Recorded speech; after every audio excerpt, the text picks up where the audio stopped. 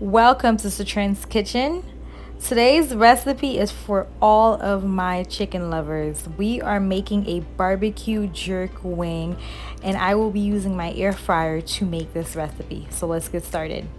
So after thoroughly cleaning my wings with lemon, vinegar, salt, etc., I have a video that I will link below on how to clean meat. So after thoroughly cleaning my meat, I will be marinating it.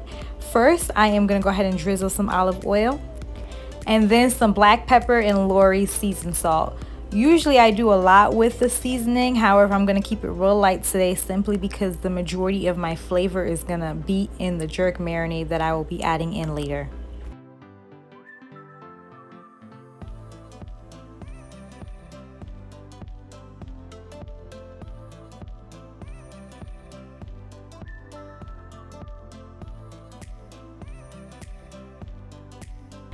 After my chicken has been thoroughly coated with the seasoned salt and black pepper, I am going to go ahead and add in my jerk marinade.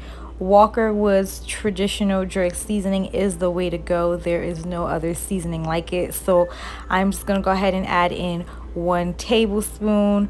I'm not adding in a lot simply because I don't want to overcoat my chicken with the marinade because later on I'll be adding in barbecue sauce. Make sure that each piece of chicken is getting the same amount of love and then refrigerate for at least 2 hours.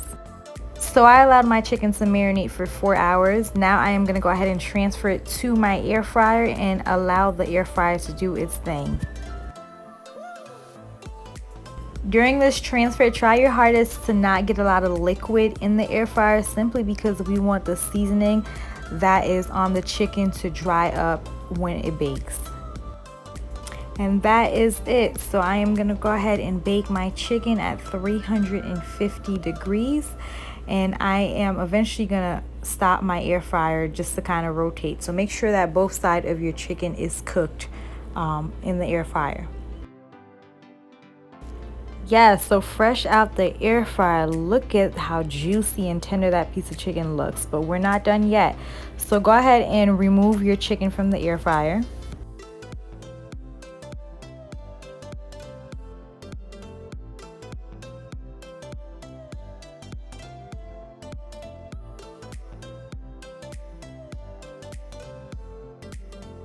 And now you're going to want to coat your chicken with the barbecue sauce. It does not matter what barbecue sauce you use, your preference.